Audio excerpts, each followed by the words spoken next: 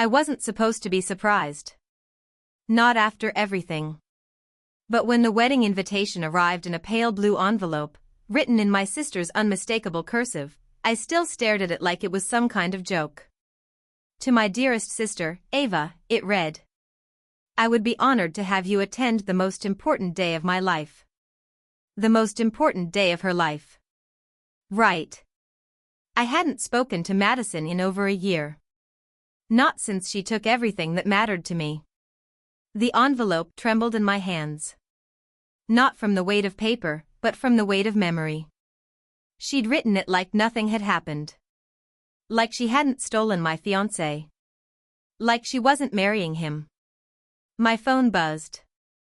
A text from our mother, you got Madison's invitation, right? Please don't cause any drama. She really wants you there.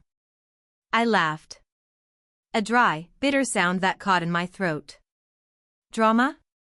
I hadn't been the one whispering secrets into someone else's ear at 2 a.m. I wasn't the one who shattered a 5-year relationship like it was a wine glass at a party. I was just the one who had to live with the shards. Still, I placed the card on the table and stared at it all night. Not because I was considering going. But because something in me had already decided, I wouldn't miss it for the world. Not out of love. Not out of forgiveness. But because this time, I had nothing left to lose. And everything to show. I didn't respond to the invitation. Not a text, not a call, not even a message to say I'd be there. But I knew Madison. I knew she would assume I'd show. She always expected me to be the bigger person. The quiet one. The peacekeeper. And that's exactly what I let her think. The day before the wedding, my phone rang. Mom again. Ava, sweetheart, can you come to the rehearsal dinner? Madison's been asking if you'll help with the seating. You know how she gets when she's nervous. I swallowed the words I wanted to say. Instead, I answered softly, of course. I'll be there. The dinner was held at an old country club just outside the city. White columns, string lights, laughter that echoed off polished wood floors. I arrived early, on purpose. I needed to see it before they did. The hostess looked up as I entered. Name? Ava Grant, I said. Her eyes flicked to the list. She smiled. Right this way. You're seated at the family table. Of course I was. Madison was already there, in a silk ivory dress, laughing too loudly at something our cousin said. When she saw me, her face lit up like Christmas. Ava, she exclaimed, crossing the room in perfect heels. I was hoping you'd come. I hugged her, because people were watching. And as I pulled away, I whispered in her ear, I wouldn't miss it. She pulled back, eyes flickering. Just for a second. Then the smile returned. Practiced. Perfect. You look amazing, she said. How's work? Still in marketing? Actually, I replied smoothly, I've been on leave. Oh. Why? Heartbreak, mostly. But I'm getting better. That did it. The corners of her mouth twitched, unsure if I was joking or if I'd just drawn a line in permanent ink. She didn't get a chance to respond. Because that's when he walked in. Nathan. My ex-fiancé. Her future husband.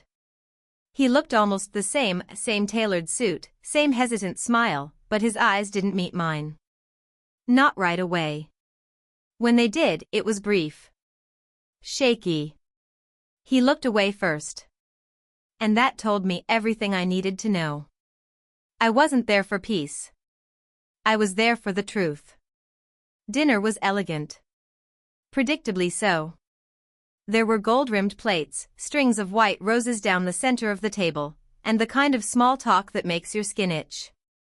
I sat between my cousin Grace and my aunt, pretending to care about the wine pairing. Madison kept glancing at me from across the table. And Nathan, he avoided my gaze like it might burn. It probably would have. When the entrees were cleared and champagne flutes refilled, Madison rose from her seat, glass in hand. She tapped it gently with a spoon. "Everyone, if I could just have a moment." The room fell quiet. "I just want to say thank you," she began, glowing under the lights. "To our families, to our friends, and especially to Nathan, for making me believe in love again." Applause. Soft, sweet. Sickening. Then she looked directly at me. "And to my sister, Ava.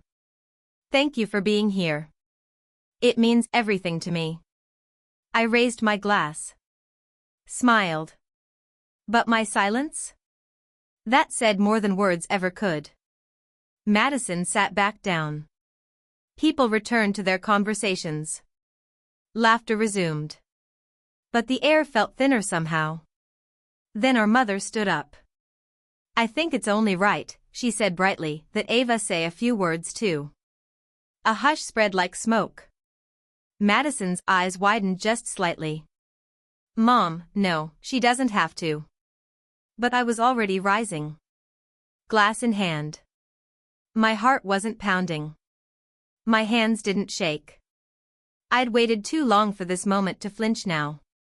I turned to the room. "I wasn't planning on speaking tonight," I began, letting my voice carry. "But since we're sharing truths, here's mine." Every eye turned to me. Weddings are about love. About choosing someone who makes you feel safe. Seen. Whole. My gaze landed on Nathan. He blinked. Hard. I once stood where Madison stands now. Beside him. Believing I was chosen. Until I wasn't. A ripple moved through the room. But this isn't a speech about betrayal. It's about clarity. I looked back at Madison. You don't lose someone who values you. You lose someone who never truly saw you. And that? I smiled. That's a blessing, not a tragedy. Silence. And then, a single clink of a glass. My aunt. Followed by another. A slow, uncomfortable applause. I sat down without another word. And Madison? She didn't smile again for the rest of the night. The house I grew up in had never felt smaller than it did that night.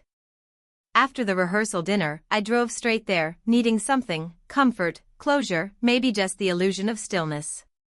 Mom had insisted I stay the night instead of getting a hotel. It's your room, Ava.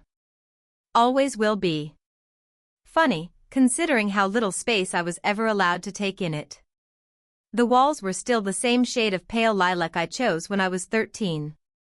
The shelves still held dusty trophies from speech competitions no one ever attended.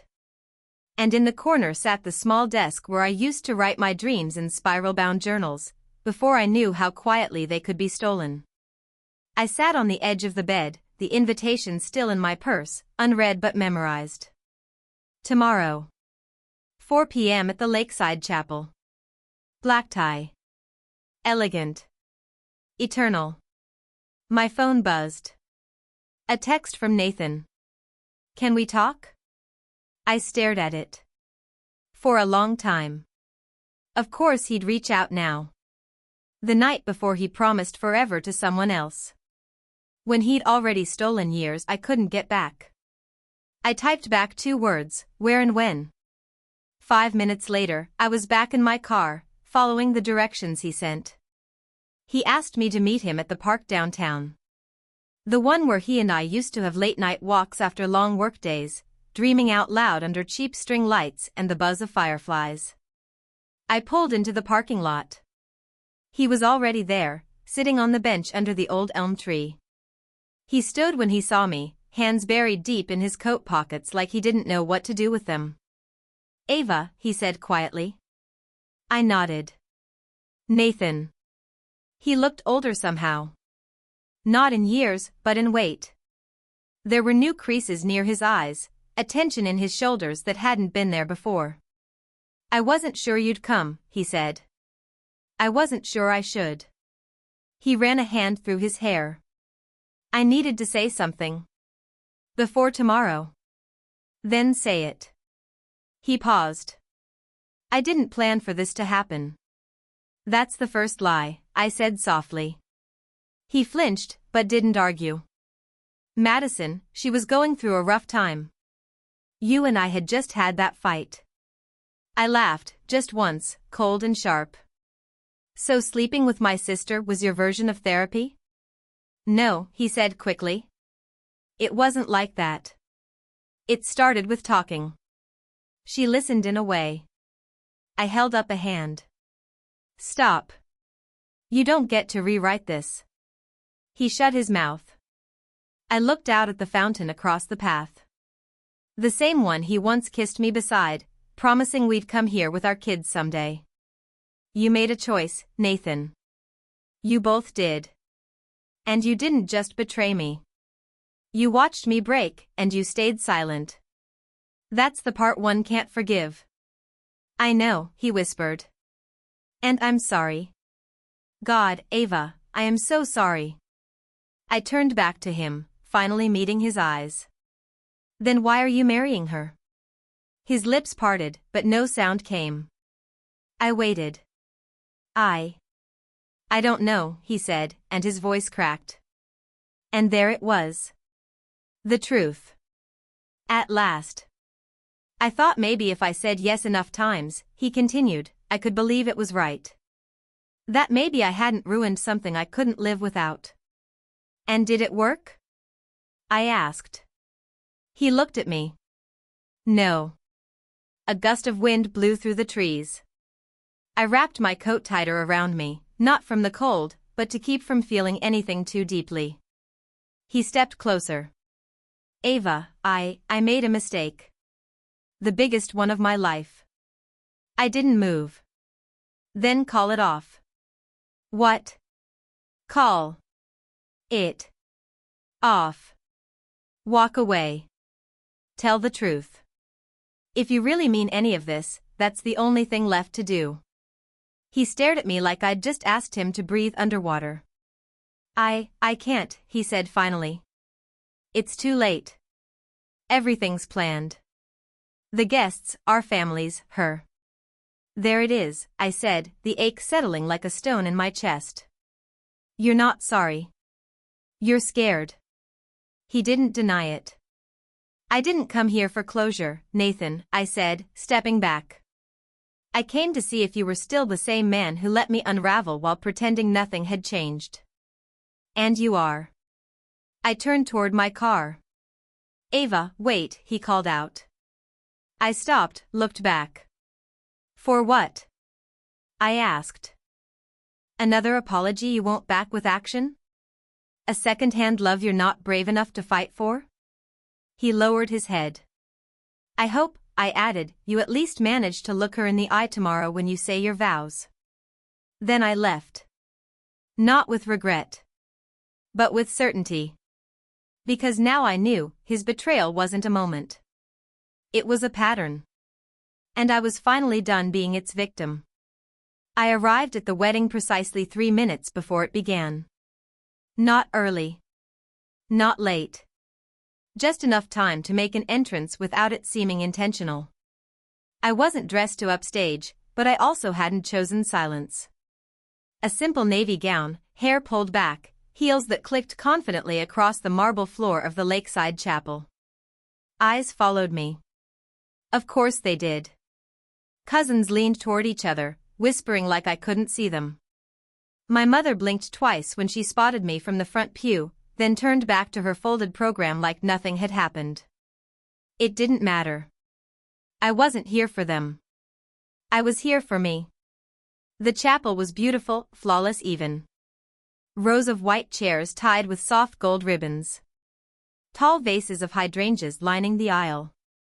It was all curated to feel effortless, like a bridal magazine come to life. And there, at the altar, stood Madison. In lace and light. She looked exactly how a bride is supposed to look, serene, radiant, untouchable. But her eyes scanned the room like a woman bracing for impact. I slipped into a seat in the third row. Close enough to see her clearly. Far enough to keep her guessing. Nathan stood at the front, straight-backed, hands clasped. He didn't look at me. Not once. But I could feel his awareness like static in the air. The music swelled.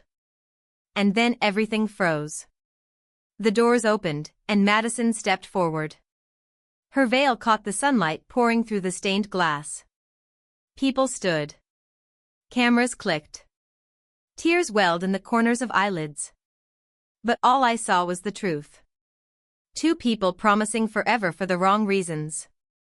Two people pretending peace while standing on the wreckage of someone else's heart. She walked slowly, measured, her smile just tight enough to betray its edges. And for one brief moment, as she passed my row, her eyes met mine. I didn't flinch. I smiled. Not wide. Not cruel. Just enough to say, I see you. And I'm still standing. She blinked once, then looked away. The ceremony began. Words were said. Vows were read. I barely heard them. Because I wasn't there to stop it. I was there to witness it. To let them know that the woman they tried to erase had survived. Grown. Evolved. And she no longer needed to burn the chapel down. She had become the fire. After the kiss and applause, people flooded toward the reception hall. Madison and Nathan walked back down the aisle, hand in hand, the perfect couple in an imperfect story. I didn't move. Not right away. Eventually, I slipped out through the side doors, into the garden where guests would soon gather for champagne and speeches. I stood there for a moment under the canopy of wisteria vines, listening to the murmur of voices behind the glass. My feet ached. My chest didn't. And then I heard her voice. Ava. I turned. Madison. She walked toward me slowly, bouquet clutched like a weapon she hadn't yet decided how to use. I wasn't sure you'd come, she said. You invited me, I replied. Her mouth twisted. I didn't think you'd actually say yes. Then you don't know me at all. We stood in silence for a breath too long. Then she sighed. I didn't want it to be like this. No? I asked, tilting my head. How exactly did you imagine it would go, Madison? She didn't answer. I stepped closer, voice low but steady. You stole the man I was going to marry. You lied. You smiled in my face while sneaking behind my back. And when it all came crashing down, you didn't apologize. You sent an invitation. Her eyes glistened. Do you love him? I asked. She hesitated. Do you trust him? Silence. Because if you think you're the exception to his betrayal, not the continuation of it, I hope you're right.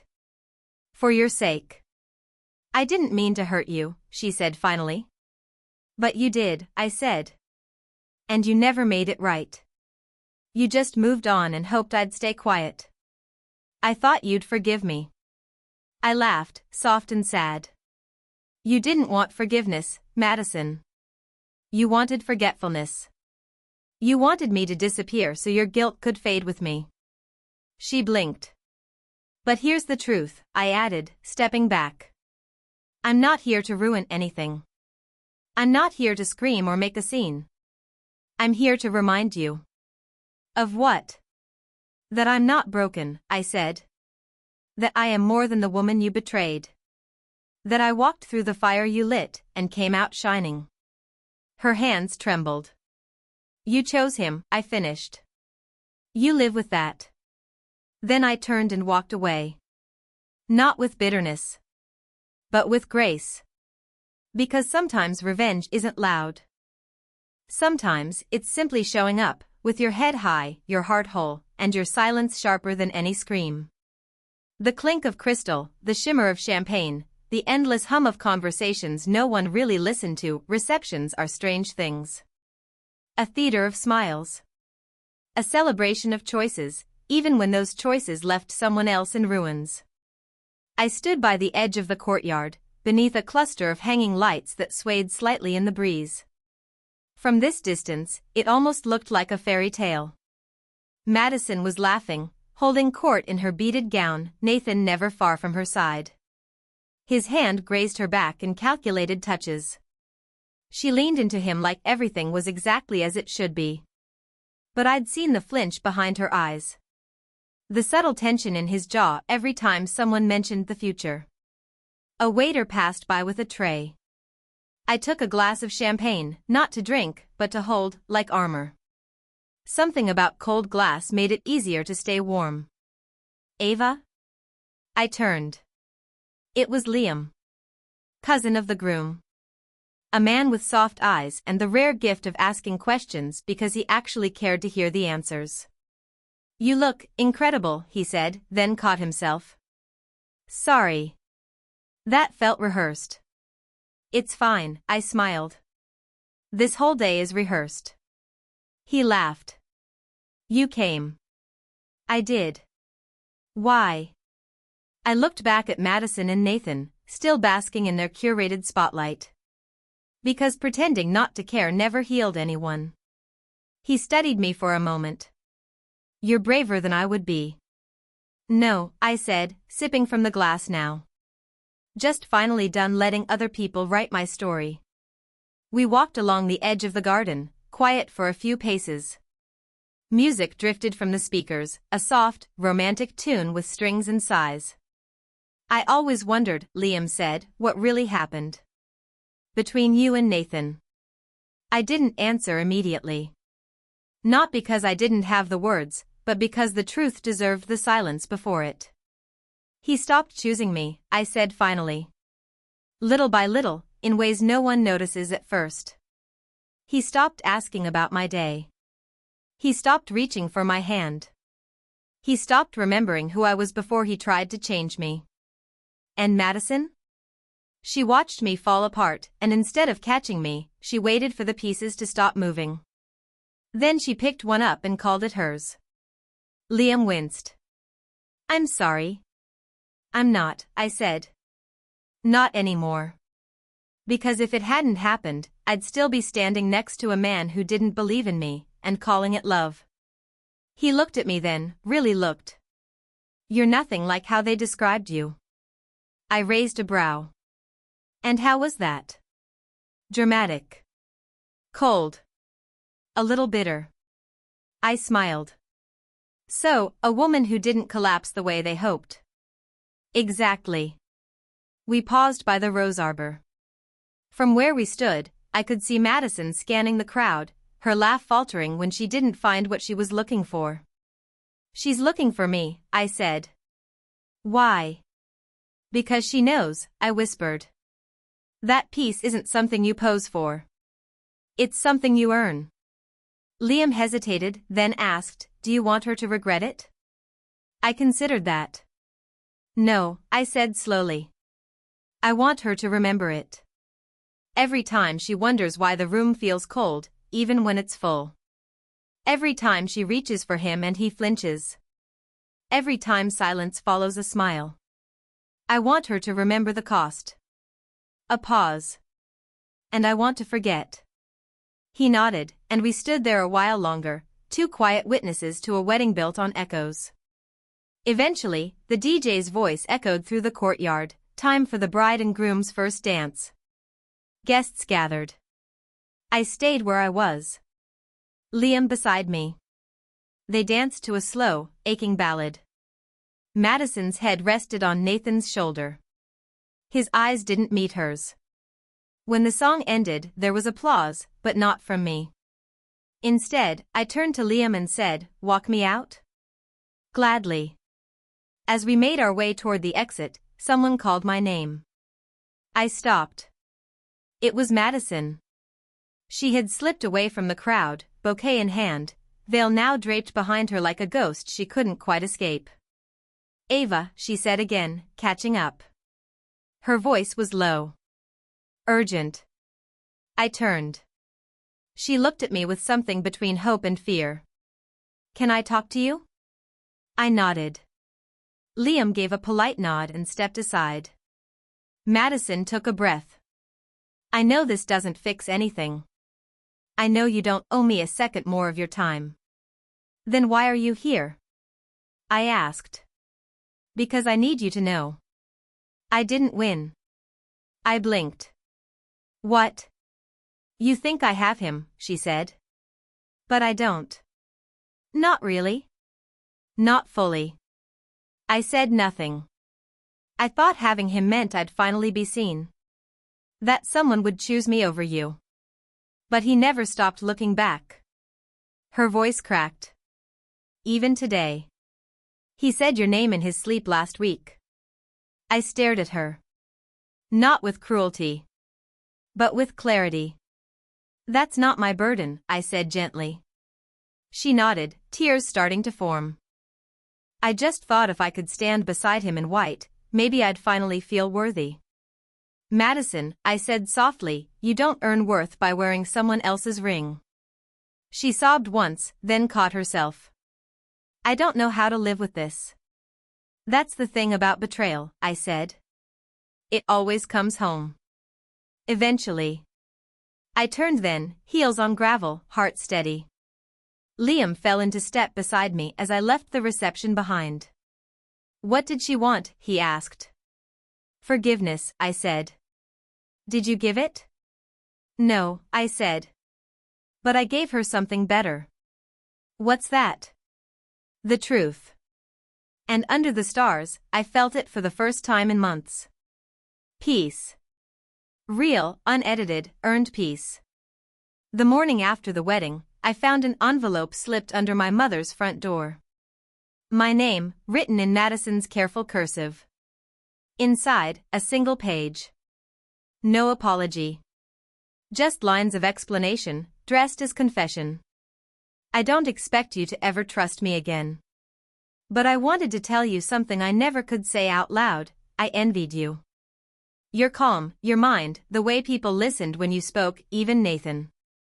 Especially Nathan. I thought taking him would make me feel like I mattered more than you. But now, all I feel is the echo of something I can't keep, and never really had. There was no signature. Just space. As if even she knew that some things cannot be signed off or smoothed over. I folded it quietly. No tears came. No rush of emotion. Only understanding. Not empathy. Not absolution. Just a truth, that someone else's insecurity had once rewritten my entire future. But I was rewriting it back. A week later, my boss called. Ava, listen, we've got an opening in London. Strategy lead. Double your salary. Relocation paid. I stared out my window at the familiar street I'd walked 1,000 times, the one that once held the corners of my heartbreak. It didn't hold me anymore. I'll take it, I said. 3 days later, my ticket was booked. As I packed my boxes, I found the necklace Nathan gave me on our second anniversary, silver, delicate, with a small compass pendant. I held it for a long moment. Then dropped it into the trash. Some memories don't belong in carry-ons. The night before my flight, I met Liam for coffee. We sat in the quiet corner of a bookstore cafe, steam curling from our mugs like the last breath of something tender. I'll miss you, he said. You barely know me, I replied, smiling. Exactly. And still, I'll miss you. I reached across the table, touching his hand lightly. Thank you. For seeing me. Not just during the wedding. But really seeing me. He squeezed my hand back. Come back someday? Maybe, I said. Or maybe I'll just keep moving forward. Outside, the street was slick with rain. I stepped into a cab without looking back. Not because there was nothing to miss. But because what I had left behind no longer defined me.